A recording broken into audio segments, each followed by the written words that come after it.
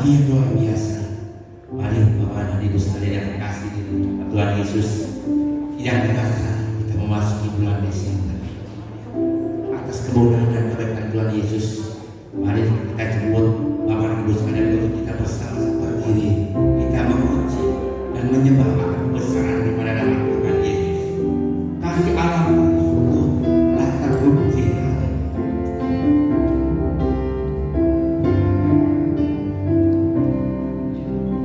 Katakan bersama saya, kasih Allah sudah terbukti. Ketika Dia serahkan anaknya, kasih Allah mau berkorban berikan aku. Ada kasih seperti kasih Allah. Kasih Allahku sungguh tak terbukti. Ketika Dia serahkan anaknya, kasih Allah mau berkorban berikan aku. Tak ada kasih seperti kasih-Mu. Katakan bersama, bersyukur, bersyukur, bersyukur, bersyukur, bersyukurlah, bersyukur karena kasih setiamu. Ku sembah, ku sembah, ku sembah dan ku sembah. Selama hidupku ku sembah Tuhan. Katakan Allah. Kasih Allahku sungguh tak terbukti. Kasih Allahku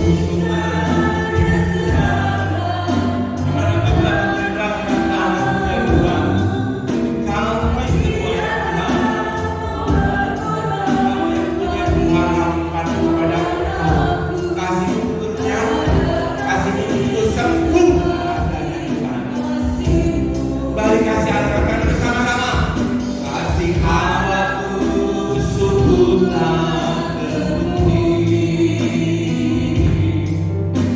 ketika Dia serahkan anaknya,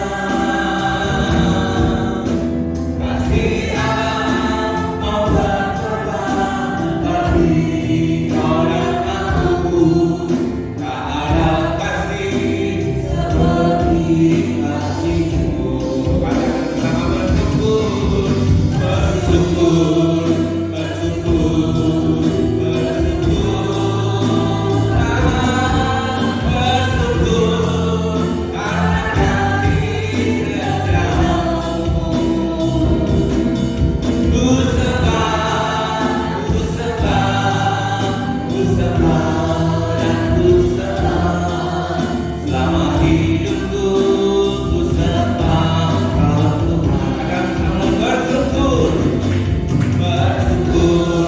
Kami selalu mengucap syukur Tuhan atas segala kasih dan pengorbanan-Mu yang telah begitu nyata dalam kehidupan kami. Terima kasih atas kemuliaan Tuhan. Glory haleluya. Kami menyembah Tuhan, kerinduan dan hati kami dan jiwa kami yang Tuhan. Haleluya Tuhan. Selama hidupku ku sembah Tuhan.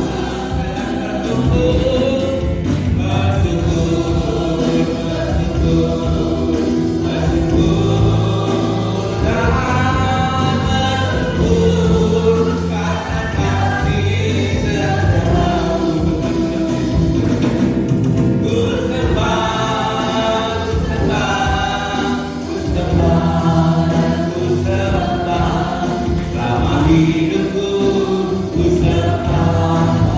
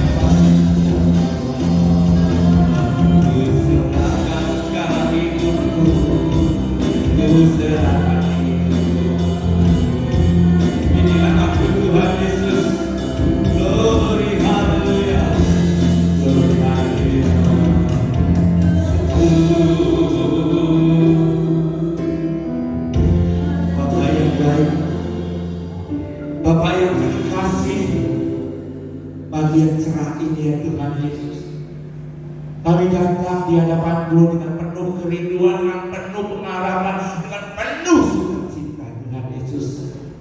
Karena kami tahu ya Tuhan, Engkau begitu besar, Engkau begitu layak, pengorbanan-Mu begitu luar biasa untuk kami semua. Bapak yang baik, dan kami yakin dan percaya Tuhan, Engkau ada bersama-sama kami, Engkau ada di tengah-tengah kami. Roh Kudus untuk memampukan kami, Roh Kudus menjamah kami semua yang ada di tempat ini ya Tuhan. Mari Tuhan, kami satukan hati kami ya Tuhan, untuk kami bisa bersama-sama memuji dan memuliakan daripada nama Tuhan Yesus, supaya kami benar-benar layak ya Tuhan, bisa menyenangkan hati ini ya Tuhan. Terima kasih ya Bapa, kami yang datang dengan kelemahan Tuhan, Engkau berikan kekuatan ya Tuhan. Kami yang datang dengan berbagai masalah ya Tuhan, Engkau beri jalan keluar. Kami yang datang dengan rasa sakit ya Tuhan, dan kami yakin dengan percaya dengan darah Yesus hari ini juga akan sembuh di dalam nama Tuhan Yesus Kristus.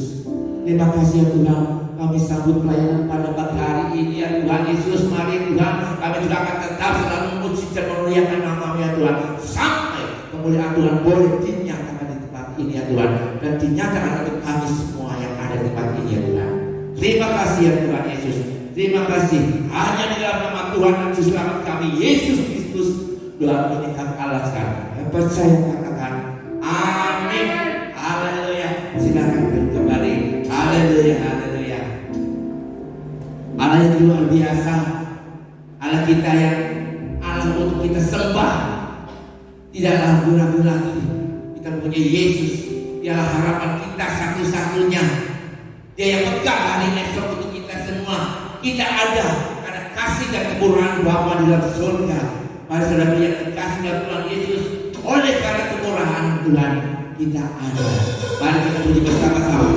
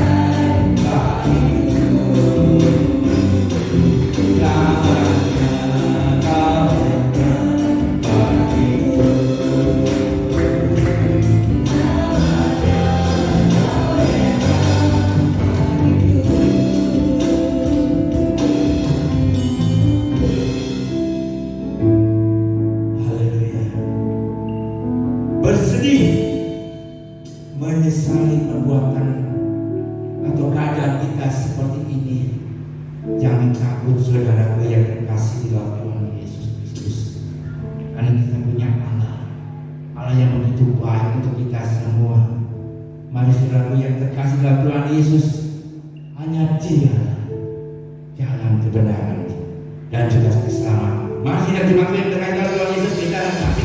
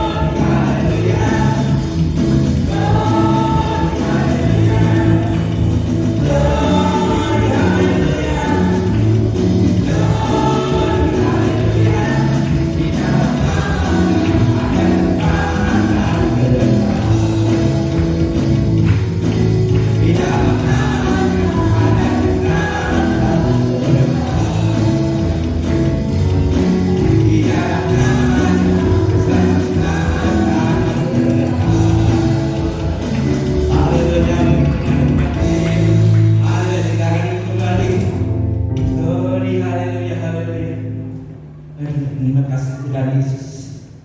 Kami bangga milik Allah seperti Engkau ya Tuhan Yesus. Hanya Engkau satu-satunya jawaban dalam segala hidup kami ya Bapa. Kami kadang terbelenggu ya Tuhan. Kami tidak tahu lagi mau langkah seperti apa, mau jalan kehidupan yang seperti apa ya Tuhan Yesus. Kadang-kadang kami bingung mulai dari mana kami harus melangkah Tuhan. Kami yakin dan percaya bahwa Yesus adalah jawaban kami satu-satunya. Mari Bapak, semua hidupku, hidup kami semua, kita hanya bisa berserah kepada Yesus. Apapun yang terjadi, semua kehendak Yesus. Permasalahan, biar Tuhan sendiri yang mau bekerja untuk kita. Beri kemuliaan Tuhan kepada Yesus. Haleluya. Dialah Yesus terkasih jiwa. Glory haleluya.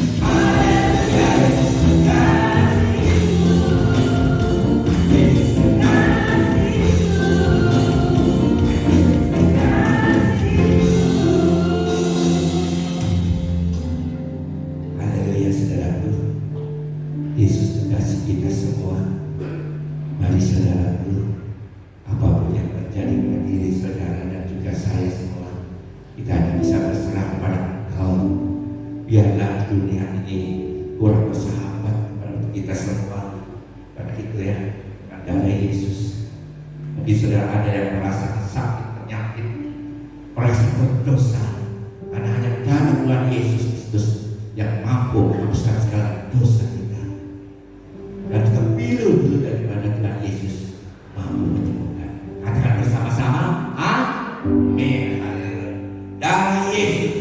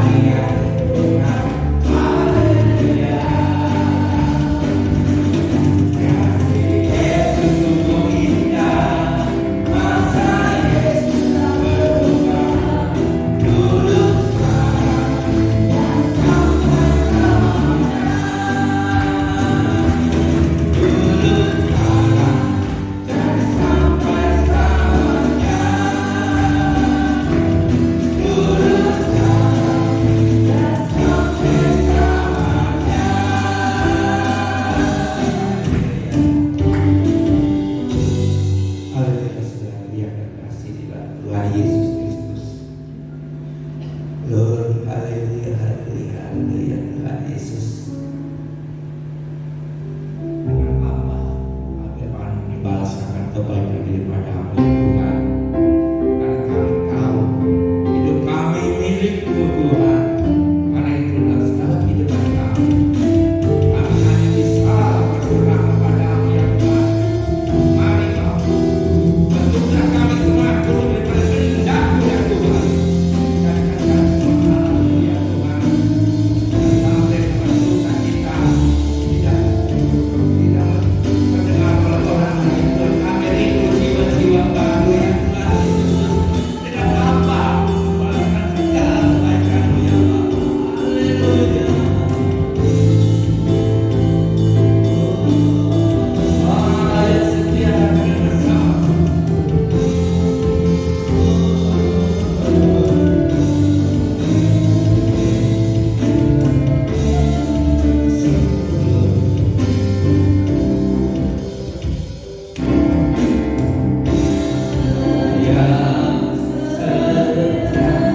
Benar Bapa, Kau Allah yang setia, Bapa yang mulia. Terima kasih Tuhan. Setiap hari kami bisa terima kasih dan bersyukur kepada-Mu Tuhan Yesus. Karena Kau yang memulihkan kami, Kau yang selamatkan kami semua dari kami yang tidak berharga. Kami bisa melihat di mata-Mu ya Tuhan. Dan kami tahu ya Tuhan Yesus, Kau tidak mencari orang-orang benar, tapi Kau mencari orang-orang yang sesat dengan harapan untuk bisa berdoa. Terima kasih Tuhan, terima kasih. Dengan apakah Tuhan?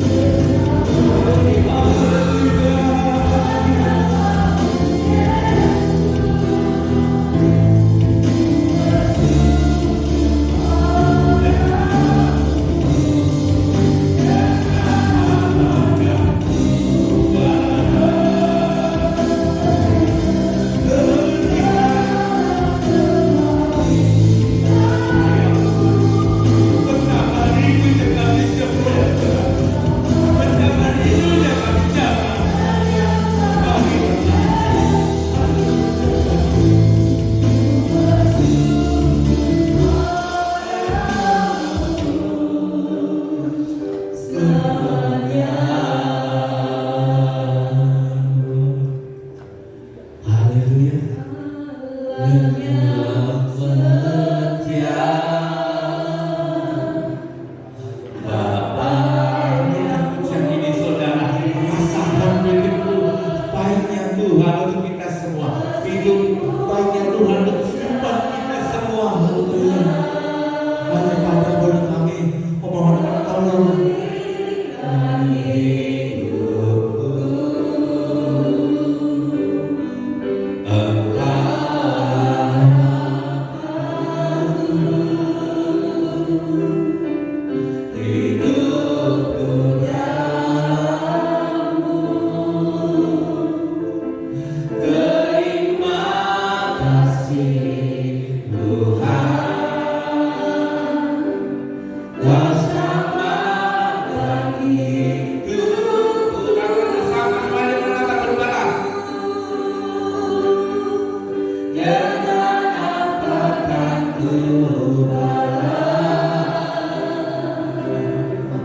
Bisa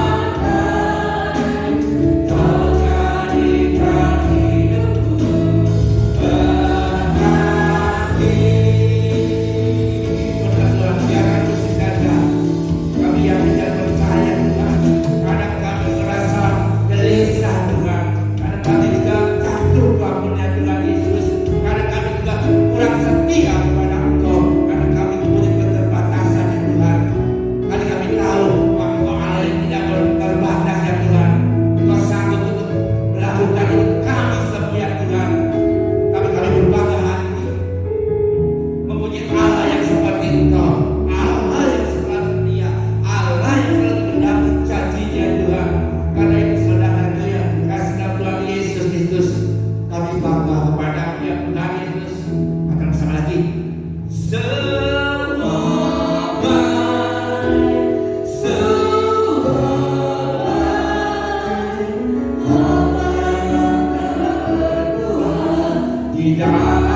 hidup.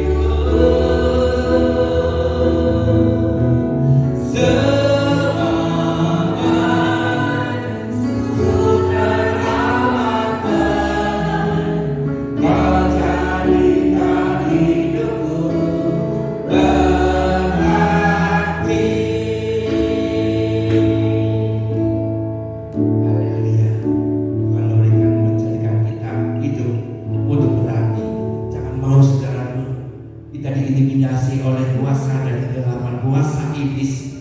Musuh utama kita adalah penguasa-penguasa di udara. Bukan satu orang kepada satu orang lain. Kita semua saudara-saudara. Adalah tiba saatnya waktunya kita untuk bersama-sama untuk mendengarkan kebenaran dan firman Tuhan, sabda Tuhan. Mari sidang jemaat kita akan berdiri. Ku yakin, haleluya. Ku yakin saat kau berfirman Tuhan, katakan bersama. Ku yakin saat kau berfirman, ku menang saat kau bertindak. Hidupku hanya ditentukan oleh keberkatan. Bersama-sama ku aman karena kau berjaga. Pujian dan luar biasa di tangan kau menopang. Hidupku hanya ditentukan oleh kuasa-Mu. Kami Tuhan menyadari yang kami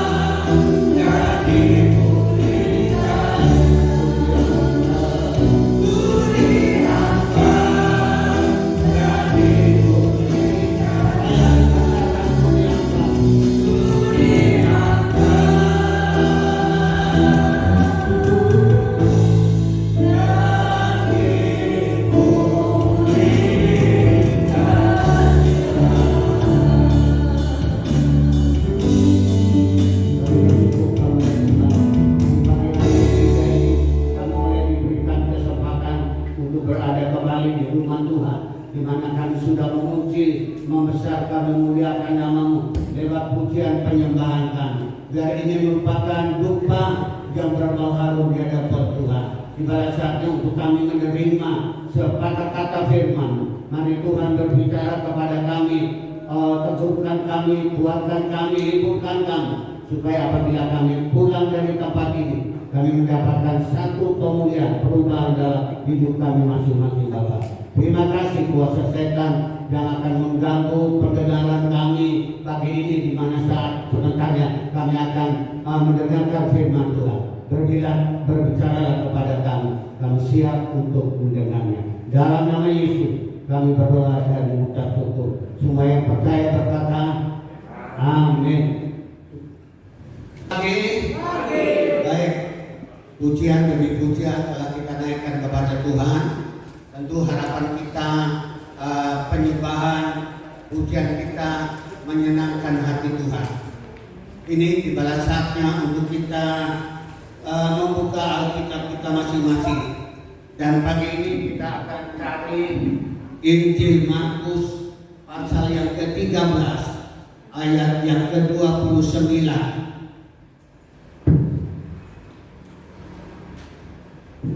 Markus 13 ayat yang ke-29.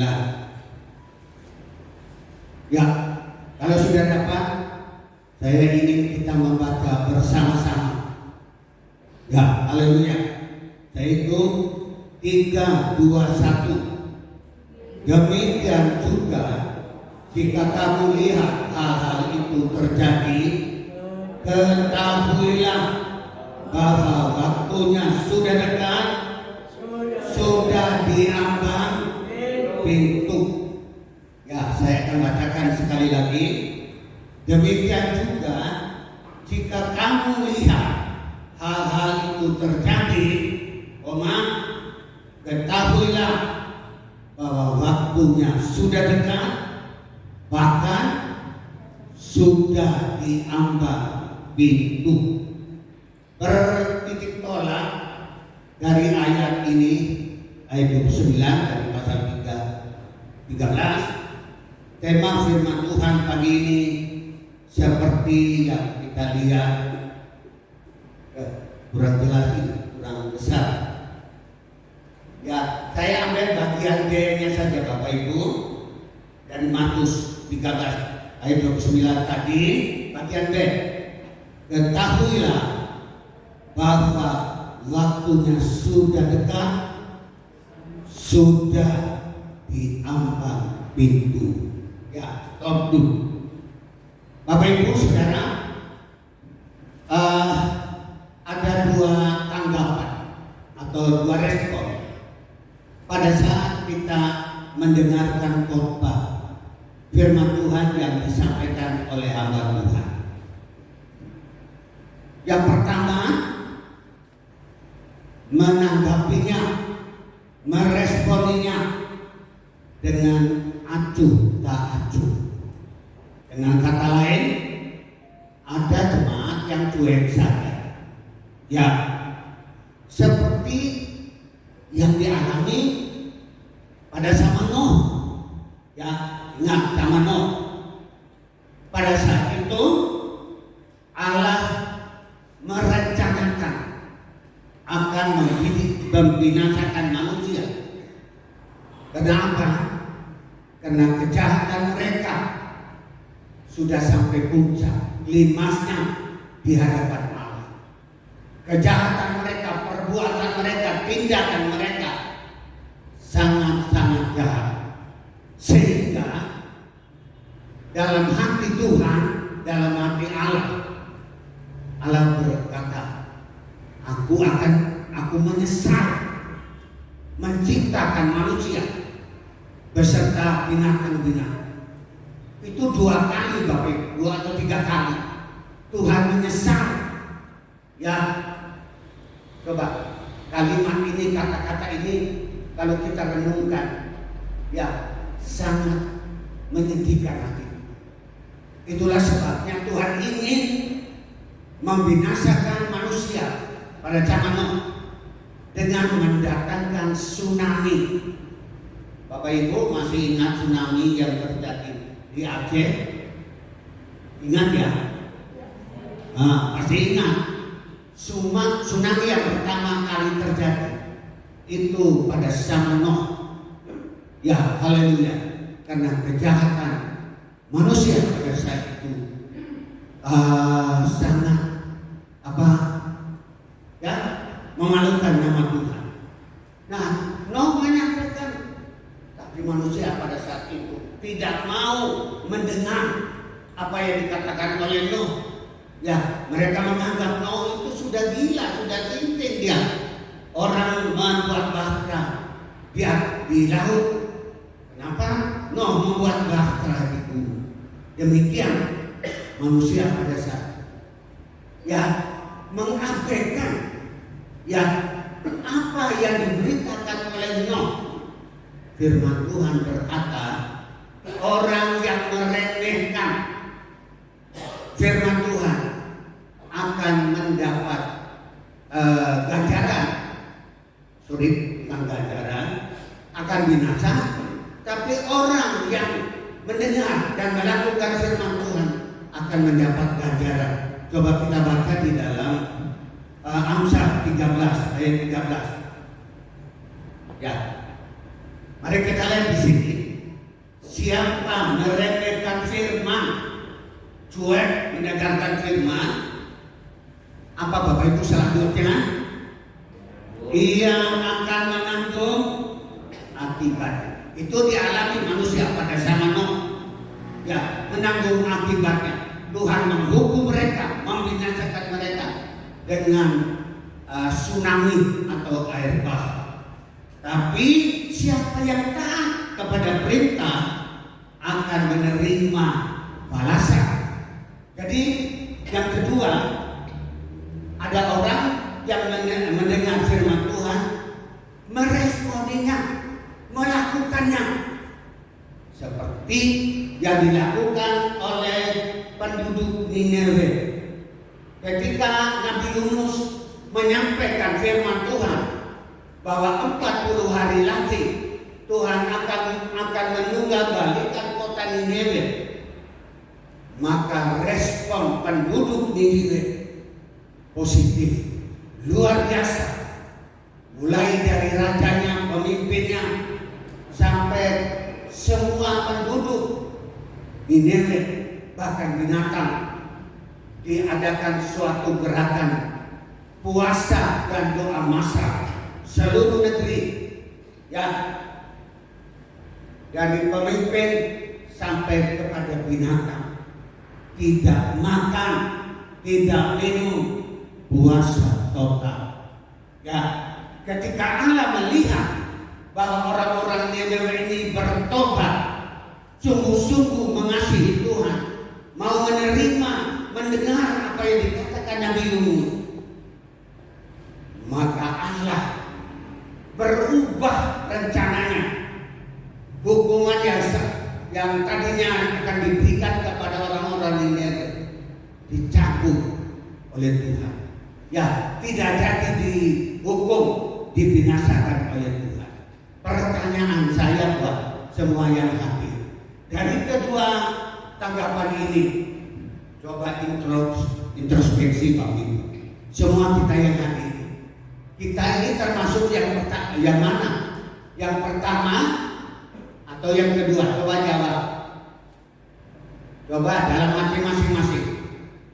Seperti yang pertama, cuek, meremehkan, no gila. Atau yang kedua, bertobat dan melakukan apa yang disampaikan oleh Nabi Yunus. Baik, ini sebagai permulaan Bapak, prolog. Nah, kita kembali ke tema tadi Bapak Ibu. Ya, kalau ulangi tema tadi. Ketahuilah bahwa waktunya sudah dekat. Sudah diambang pintu. Ayat ini didahului atau diawali dengan perkataan atau ucapan ketahuilah. Apa yang harus kita ketahui? Apa yang harus kita mengerti? Tidak ada. Ya, orang Kristen, anak-anak Tuhan, jangan sampai tidak mengerti, jangan sampai tidak tahu. Itulah sebabnya pagi ini saya menyampaikan, ya, memberitakan kepada jemaat harus tahu, ya, apa yang perlu kita ketahui. Yang pertama, ya silakan. Ada dua makna, dua arti dalam perkataan tadi. Yang pertama, sudah semakin dekatnya umur hidup manusia. Ya, ini bukan adalah. Ya. Makna yang pertama, ketahuilah apa yang perlu kita ketahui. Yang pertama, umur hidup manusia selama ada di atas permukaan bumi ada batasnya, ada garis akhirnya. Ya, tidak ada manusia yang di atas bumi ini mau hidup untuk selama-lamanya abadi. Jangan menganggap, berpikir seperti itu. Buang jauh-jauh anggapan itu. Ya, firman Tuhan mengatakan waktunya sudah dekat, bahkan sudah diambang pintu. Artinya apa Bapak Ibu? Artinya tiba saatnya. Ya, ketika maksud saya kalau waktunya sudah tiba, ya maka Tuhan memanggil kita. Ya, artinya kita harus mengalami maut atau kematian. Haleluya. Ini terjadi untuk semua orang. Ya, jadi makna yang pertama yang harus kita tahu, umur hidup manusia itu ada batasnya. Tanggal 20 yang akan datang, 20 Desember, kita merayakan dua peristiwa ulang tahun gereja. Bukan ulang tahun sidang jemaah, ya, ulang tahun bangunan gedung gereja ini, GPPS Indonesia. Yang kedua, ulang tahun apa Bapak Ibu? Ulang tahun Bapak Gembala, maksudnya saya. Ya, saya lahir tanggal 20 Desember tahun 49. Sekarang 2021. Jadi berapa tahun Bapak Ibu? Coba saya dibantu.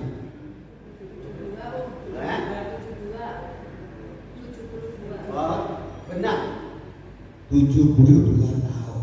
Ya, ini saya bicara diri sendiri. Ya, saya tidak mau bicara orang lain. Ini persis. Saya ditentukan umur 75. Ya, dapat anugerah belas kasihan dari Tuhan. Saya hidup di Brebes ini 75 tahun. Nanti setiap tahun ada ulang tahun, ada HUT. Ya, dirayakan sambil menaikkan pujian. Pasti ada bolu. Ini ada gambar bolu ini.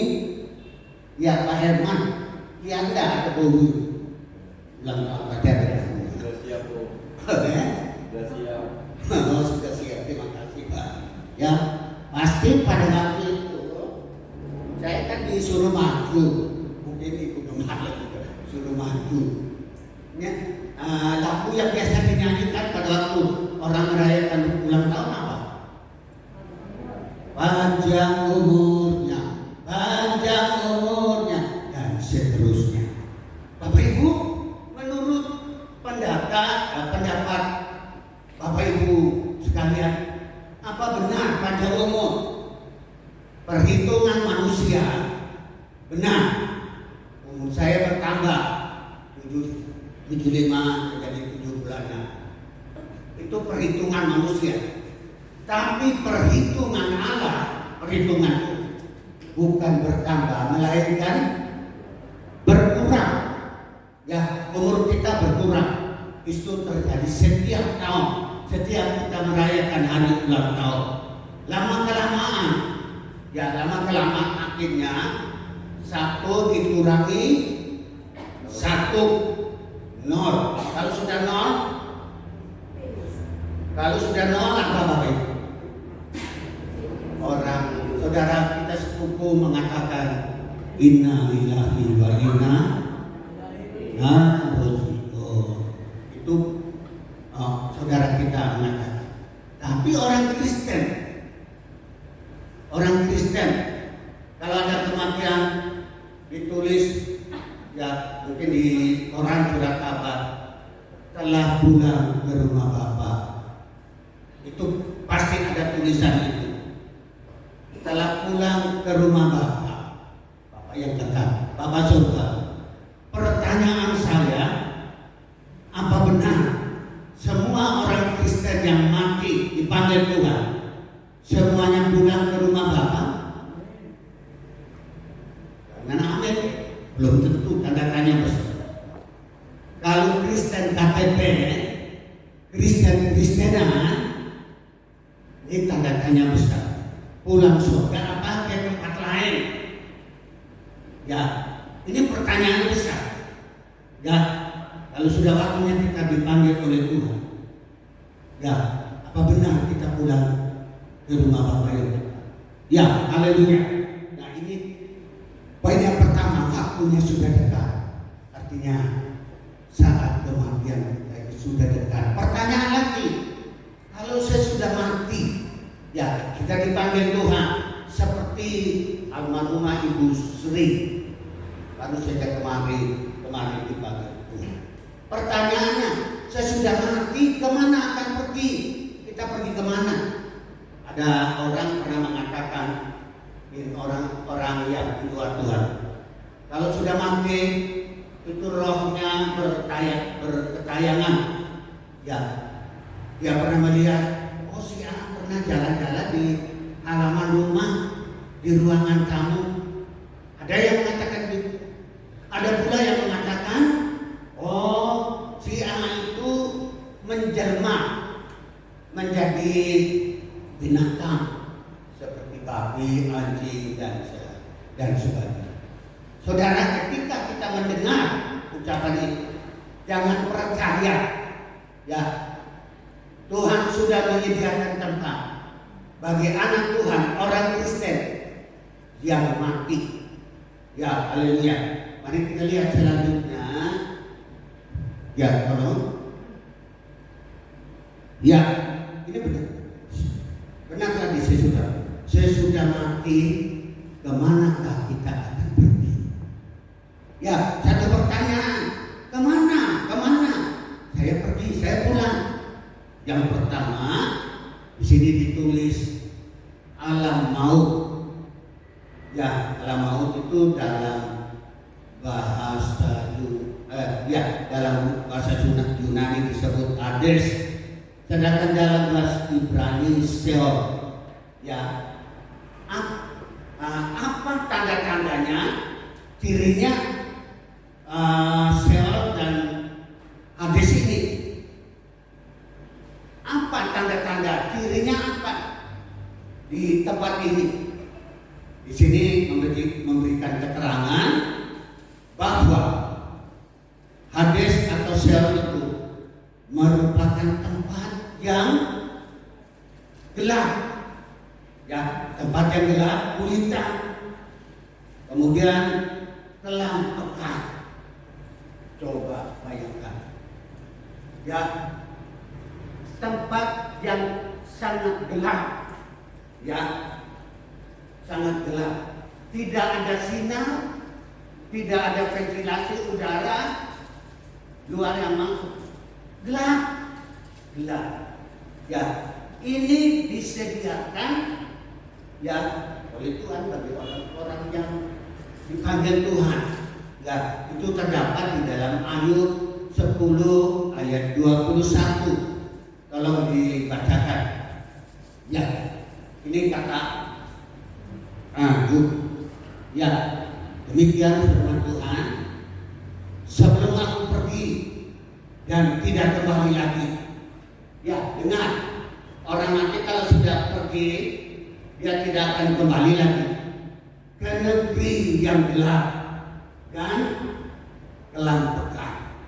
Coba satu ayat lagi, masih ada di situ. Tolong. Tadi sudah. Oh ya, Ayub 10:22. Ke negeri yang gelap gulita, tempat yang kelam pekat dan kacau balau, di mana cahaya terang serupa dengan kegelapan. Itu ciri-ciri tanda alam maut. Haleluya. Kemudian yang kedua, kemana orang mati pergi? yang kedua Firdaus. Ya, kalau Bapak Ibu membaca Alkitab, nanti Bapak Ibu akan menemukan ya tempat Firdaus itu Lukas 23 ayat 39. Silakan. Seorang dari penjahat yang digantung itu menghujat Yesus. Detik-detik terakhir maut menjemput orang ini. Dia masih menghujat, dia masih berkata, ya, mari kita lihat. Seorang dari penjahat yang digantung itu menghujat Yesus, katanya, bukankah engkau adalah Kristus? Selamatkanlah dirimu dan kami. Masih mengolok-olok, masih menghina, merendahkan Tuhan Yesus. Jika engkau adalah Kristus, selamatkanlah kami dan selamatkan dirimu. Lalu yang terus selanjutnya, tetapi seorang menegur dia, temannya ini, katanya, tidakkah engkau takut juga kita? Saya ulangi, tidakkah engkau takut juga tidak kepada Allah? Sedangkan engkau menerima hukuman yang sama. Terus ayat selanjutnya, kita memang sudah selayaknya dihukum. Pengakuan orang ini, sebab kita menerima balasan yang setimpal dengan perbuatan kita. Tapi orang ini tidak berbuat sesuatu yang salah. Orang jujur, orang benar, orang baik, orang yang suka menolong. Ya, lihat, ini manusia. Ya, terus ayat selanjutnya. Lalu ia berkata, Yesus, panggil namanya. Yesus, ingatlah aku apabila engkau datang sebagai seorang raja. Luar biasa. Orang ini detik-detik terakhir sebelum maut menjemput, dia bertobat, dia insaf, dia sadar, lalu dia berkata, merupakan doa orang ini, Yesus ingatlah aku, Yesus ingatlah aku apabila engkau datang sebagai raja. Bapak Ibu, setiap tahun kita pasti merayakan memperingatan Natal yang pertama. Itu sudah lewat, sudah terjadi 2000 tahun yang lalu. Kelahiran Yesus ke dalam dunia ini melalui seorang perawan bernama Maria. Ya, haleluya. Lahir di Bethlehem. Itu kedatangan yang pertama kali. Sudah lewat, sudah terjadi. Ini gereja-gereja akhir zaman sibuk dengan peristiwa masa lalu yang sudah terjadi. Contohnya, yang usah jauh-jauh, gereja kita begitu masuk bulan Desember, ini loh, situasi di ruangan ini mulai berubah. Ya, wajah ya ini yang ada di dalam gereja itu. Apa yang berubah, Bapak Ibu? Coba. Apa yang berubah yang di dalam ruangan ini? Orden yang digantung selama bertahun-tahun itu harganya 6,5 juta. Separuh uangnya ibu gembala, separuh uangnya tas. Itu terjadi pada waktu Om Vincent masih kerja.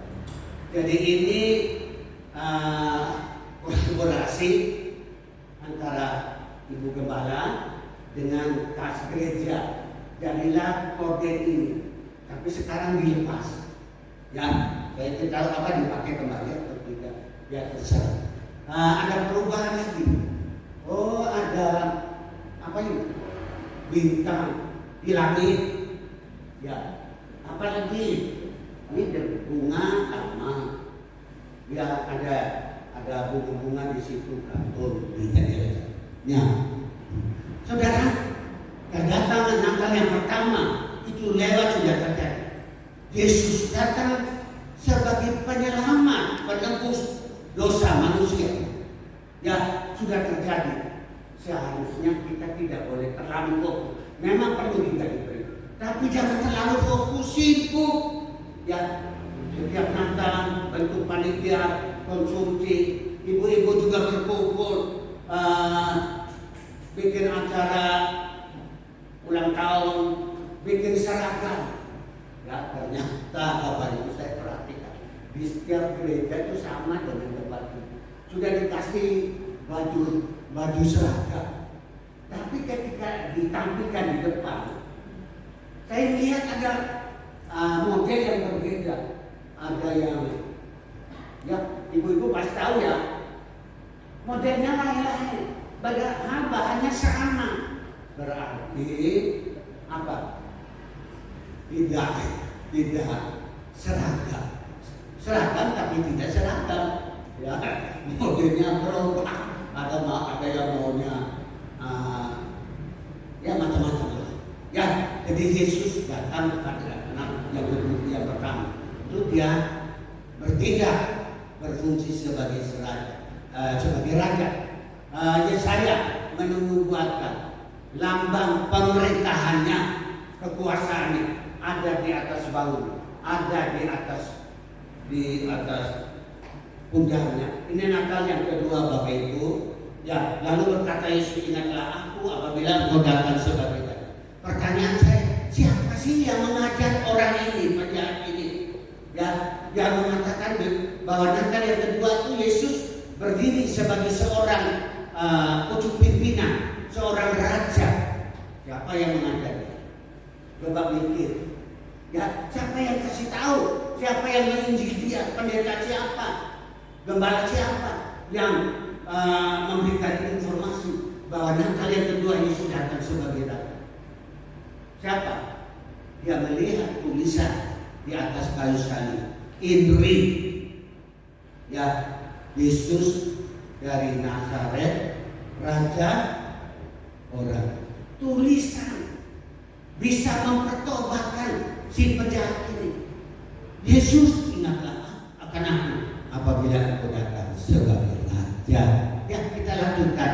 Ya, terus apalagi? Terus, itu yang pertama Bapak Ibu. Yang kedua, sudah semakin dekatnya hari kedatangan Tuhan pada kali yang kedua atau Natal yang kedua. Itu Kisah Rasul 1 ayat 11 Bapak Ibu. Detik-detik terakhir Yesus mau terangkat naik ke surga. Ya, Yesus pernah berkata, aku akan datang kembali. Ya, tidak hanya sekali Yesus mengatakan bahwa dia akan kembali, tapi ada beberapa ayat dia akan kembali. Kemudian di dalam Yohanes 14 ayat 3, tolong ayat ini dimunculkan. 14 dari Yohanes ayat yang ketiga. Ya, dan apabila aku telah pergi ke situ, ke surga, dan telah menyediakan tempat bagimu, aku akan datang kembali dan membawa kamu ke tempatku, ke tempat Yesus surga, supaya kecepatannya. Ya, saya ulangi. Dan berkata kepada mereka, ya, dan berkata kepada mereka, hai orang-orang Galilea, mengapakah kamu berdiri melihat ke langit? Yesus ini yang terangkat ke surga, meninggalkan kamu, akan datang kembali dengan cara yang sama seperti kamu melihat dia naik ke surga. Jadi sekali lagi, tidak hanya sekali, tapi berkali-kali Yesus menyatakan ini, aku akan kembali. Pertanyaannya Bapak Ibu, sudah siap apa belum? Kalau Yesus datang kembali, dia menjemput kita, dia membawa kita, dia mengangkat kita untuk naik ke surga dan bertemu dengan kita. Sudah siap apa belum? Halo, sudah siap? Kalau sekarang ini belum siap atau mungkin baru setengah, ya, tolong responi firman Tuhan ini dengan sungguh-sungguh, dengan senang hati. Yakin satu saat dia akan kembali menjemput kita semua, mengangkat kita semua, supaya di tempat mana dia berada, kamu pun kita semua berada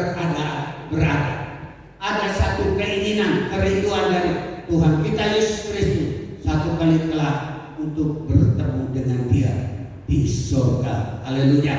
Coba selanjutnya lagi. Apalagi yang akan saya sampaikan? Ya, yang kedua, sudah semakin dekatnya hari kedatangan Tuhan. Pada kali yang kedua atau Natal yang kedua, ayatnya tadi sudah.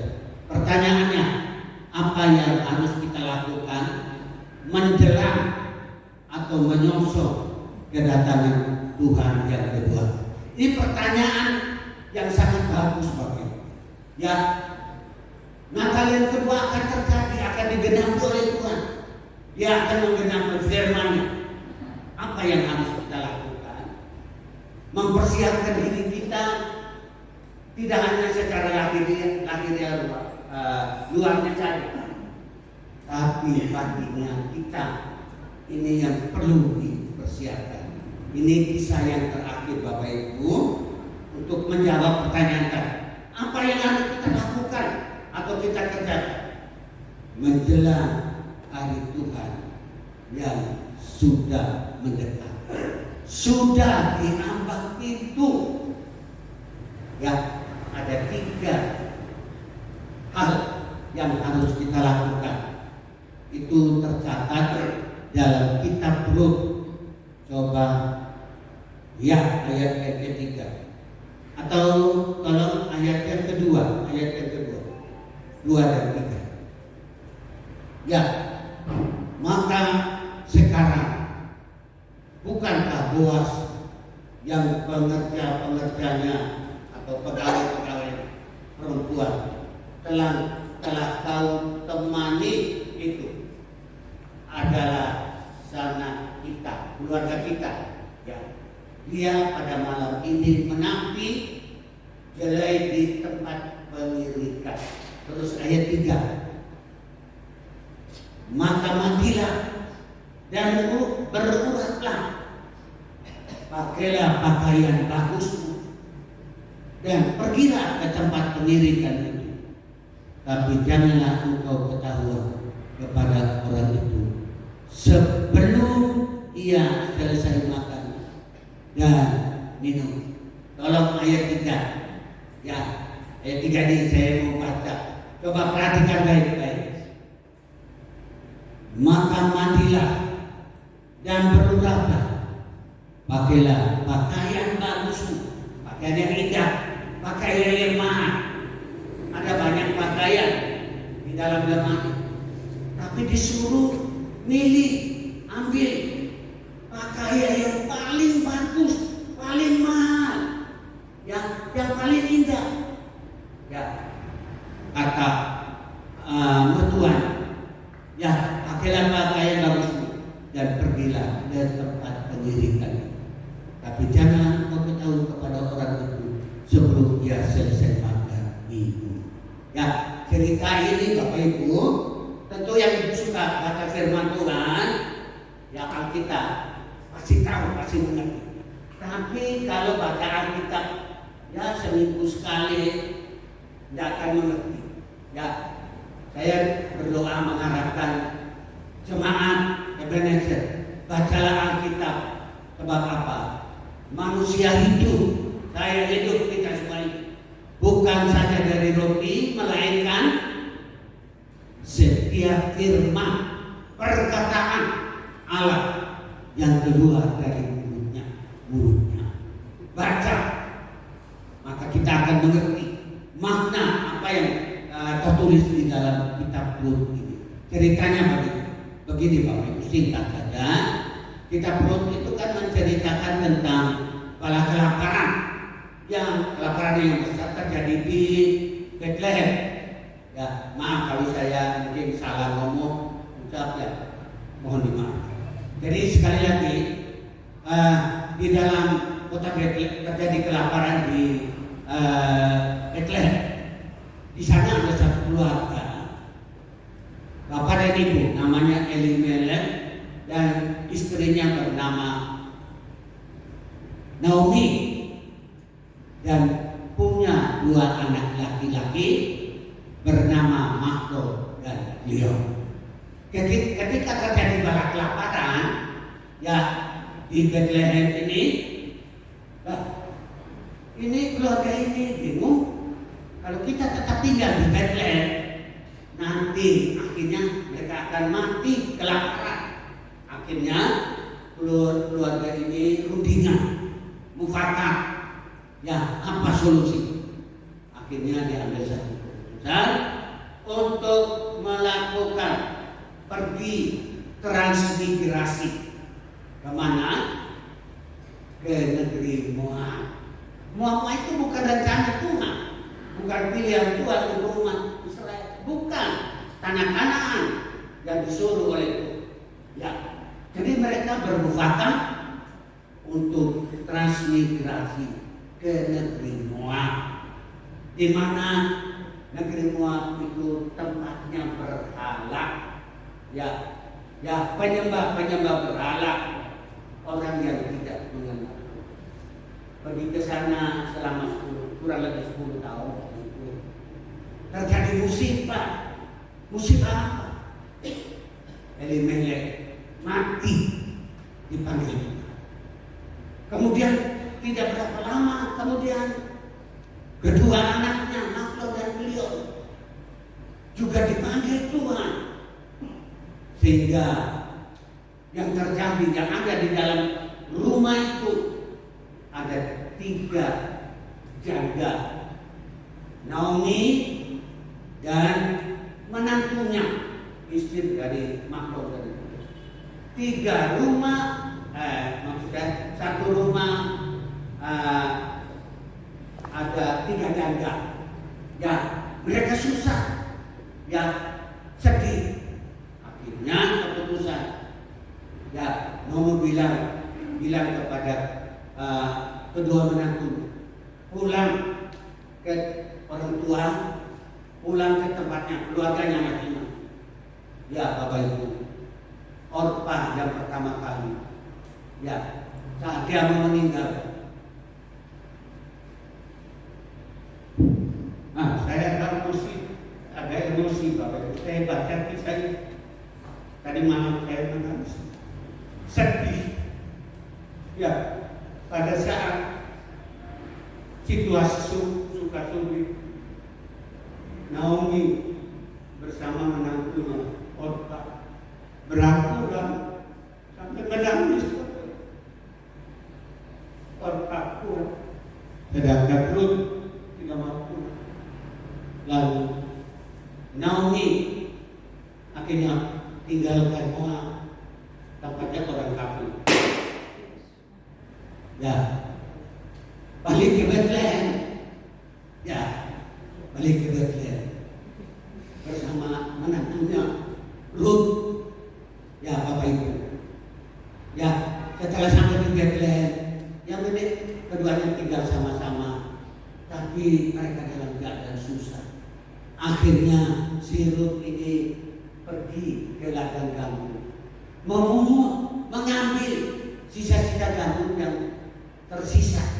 Ya, orang panen gandum atau padi itu udah ambil semua, tapi ada sisanya ini.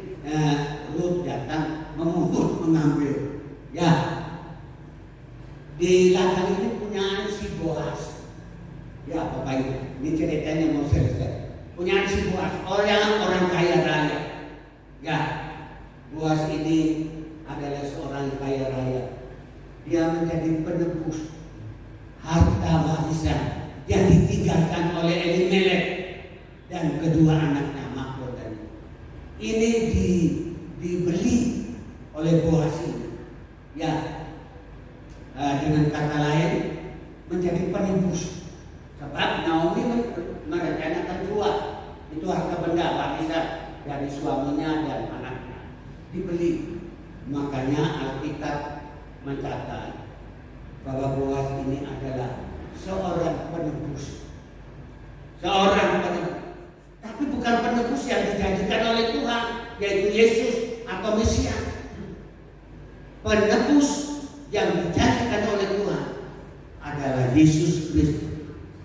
Matius pasal 1 ayat 21 mengatakan, hendaklah engkau menamakan Dia, sebab Dialah yang akan menebus dosa umat manusia. Jadi ada 2 penebus, Boaz, ya, penebus warisan. miliknya Elimelek dan keduanya. Tapi sesungguhnya ya penebus yang sebenar adalah Yesus Kristus. Maka sebelum jadi ceritanya akhirnya si Naomi ini kawin dengan Boaz. Ya, gambaran dari apa itu? Gambaran dari sidang jemaat yang adalah mempelai perempuan. Sedangkan si Boaz itu gambaran daripada Yesus Kristus yang adalah penebus yang sesungguhnya. Ya, makanya sebelum ketemu Boaz, Naomi si Ruth disuruh mandi. Coba singkat saja. Ya, 3 hal yang dilakukan oleh Ruth sebelum jadi mempelai. 3 hal tadi yang dilakukan, kalau diulangi. Ya, seperti siapa? Oh ya, di sini disuruh mandi, pakai wangi-wangian, minyak wangi. 3, mengenakan pakaian yang baru. Apa maksudnya baru? Kita akan mempelainya Kristus. Ya, mempelai perempuan. Kita akan bertemu dengan Tuhan di sana di surga. Sebelum ke sana, kita disuruh mandi. Halo, semua sudah mandi? Oh, artis kok, gak usah mandi. Di mana?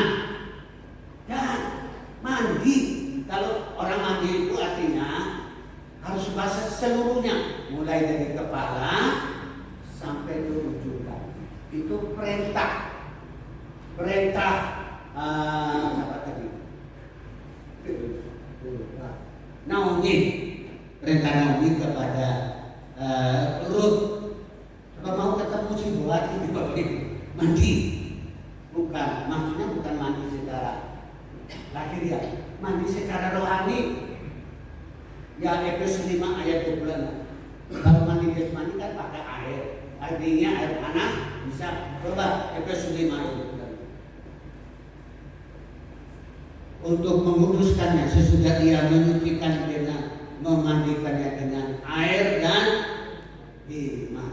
Air itu bayangan firman Tuhan.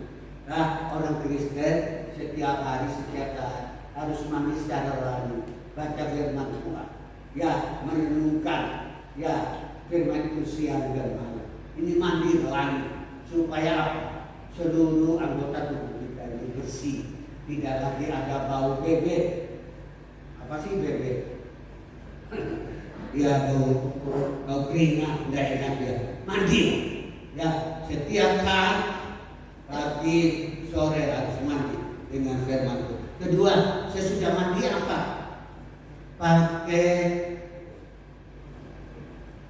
Harus pakai wangi-wangian. Ya, coba yang kedua apa lagi? Dan angkat ini. Ya, yang kedua beruraplah. Beruraplah. Mandi sudah. Yang kedua beruraplah. Artinya apa? Kalau sudah mandi sudah bersih, ambil minyak wangi, mulai semprot. Terus ya, supaya apa? Ada wangi-wangi. Dekat orang tidak merasa minder. Tapi kalau sudah mandi tidak pakai minyak wangi kerja, ya berat. Rasanya tidak enak kalau didekati orang. Ya, haleluya. Berubahlah, pakai minyak wangi, minyak wangi. Ya, demikian juga kita. Sebelum ke sana kita harus dipenuhi, dibaptiskan dengan kuasa Roh Kudus. Yang ketiga, mengenakan pakaian yang mahal. Pakaian yang mahal, pakaian yang indah. Ya, pakaian yang luar biasa. Pakaian yang lama diganti. Jadi dengan pakaian yang baru, itu baru. Mengenakan pakaian ketujuh. Satu ayat, cukup satu ayat di dalam. Ya, silakan. 1 Petrus 1:14. Hiduplah sebagai anak-anak yang taat dan jangan turuti hawa nafsu yang menguasai kamu pada waktu terbodoh. Coba ayat 15. Ya, agak salah ini. Tapi hendaklah kamu menjadi kudus dalam seluruh hidupmu, sama seperti Dia yang kudus yang telah memastikan pakaian rohani yang dimaksud adalah pakaian hidup dalam kekudusan. Saya kira cukup Bapak Ibu. Ya, hari-hari ini kita mempersiapkan diri untuk menyambut kedatangan Tuhan. Itu sudah ya. Tapi yang terpenting kita mempersiapkan diri kita untuk menyambut Natal yang kedua. Ya, berjanji, aku akan kembali menjemput kita semua supaya di mana kita berada, ya, supaya di mana dia berada kita pun berada. Amin. Berbahagialah orang yang mendengarkan firman Allah dan melakukan. Aku mengasihi engkau. Ya, silakan mempersiapkan diri sambil menaikkan satu pujian yang merupakan komitmen kita yang kita kepada untuk tetap mengasihi. Ya, aku mengasihi engkau.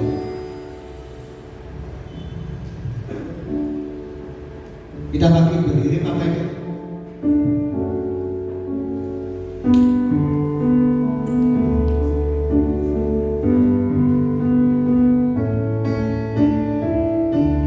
Sama-sama katakan, aku mengasihi engkau.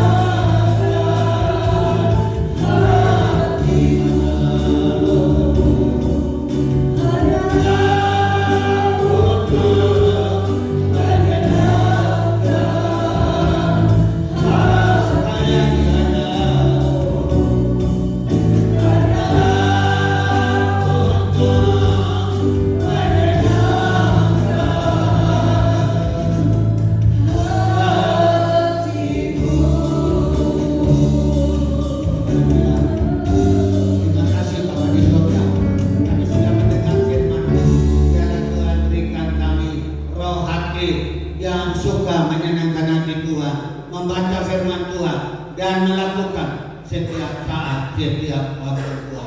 Terima kasih ya bagi firman Tuhan yang hamba-Mu sudah sampaikan. Tertanam, terbukti, termeterai dalam hati kami masing-masing. Sehingga firman Tuhan bertumbuh berbuah dengan berlipat kali ganda Bapa. Kuatkan kami, teguhkan kami lewat firman, agar supaya kami tetap setia mengiring dan melayani Tuhan sampai Engkau datang kembali. Yesus datang adalah janji Tuhan untuk menjemput umat-Mu, gereja, supaya di tempat mana Dia berada, umat-Mu boleh berada bersama-sama dengan Tuhan di surga. Semua yang percaya berkata amin. Silakan duduk. Baik, sekarang saudara kasih, pulanglah ke rumahnya masing-masing dengan membawa berkat Allah Bapa dari surga, kasih sayang daripada Tuhan Yesus Kristus, serta bimbingan tuntunan Roh Kudus menyertai kita sekalian mulai saat ini sampai Maranatha. Terimalah berkat ini dalam nama Tuhan Yesus Kristus. Haleluya. Amin.